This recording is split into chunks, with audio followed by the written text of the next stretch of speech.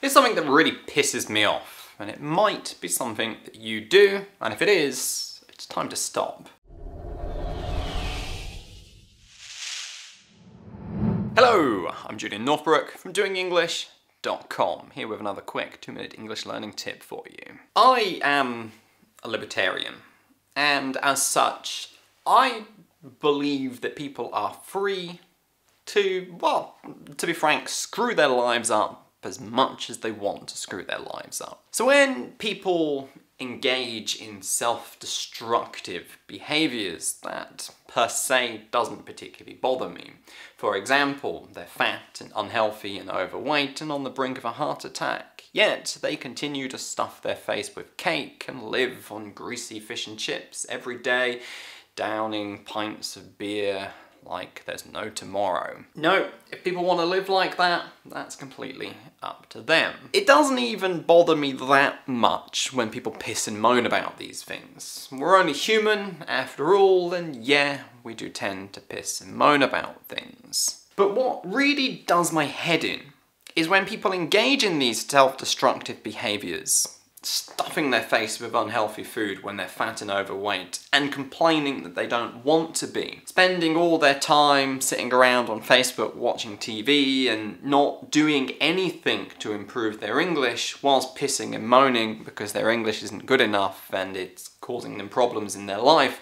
Pick another pretty good example. They engage in these self-destructive behaviours, they piss and moan about it, and then they do the same things over and over and over again with no effort or even indication that they're even gonna try and actually do something different. Look, I get it. You've eaten too much and you got fat. You drank yourself into oblivion and now you've got a hangover and you're suffering for it. You failed to put the time and effort into improving your English when you could, and then you completely screwed up something that should have gone well because of your English. I get it. But don't do the same thing again. Or at least if you are going to continue with the same self-destructive behaviours that aren't helping you whatsoever and are causing you the problems in your life that you have, if you are going to continue with those things without making any effort to change them, stop moaning about it.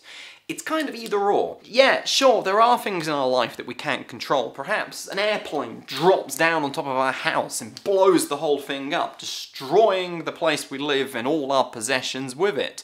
Yeah, sure, these things do happen. They're rare, but they do happen. Perhaps that's a little bit extreme, but you get the idea. But for the most part, we can control our own behaviours, our own actions, and if you want to get a certain result, and you're complaining because you're not getting it, well, make sure that you're doing things to actually make that happen and that you're not just spinning round and round in circles, doing things that are making your problem worse, and then complaining because your problem's getting worse. If you don't know what to do to improve your English, if you're not too sure how to go about actually getting the result that you want, head over to doingenglish.com/free training. In it, I'm going to teach you my rocket launch method to accelerating your English learning. I'm going to teach you the 5 key changes that you need to make to the way that you learn and use English so that you can make rapid progress with transforming your English speaking. Get out there into the real world and just start doing stuff in the language with less stress and less hassle, fewer headaches, and all of that good stuff. This is me, Julian Northbrook, signing out from another video. Bye bye.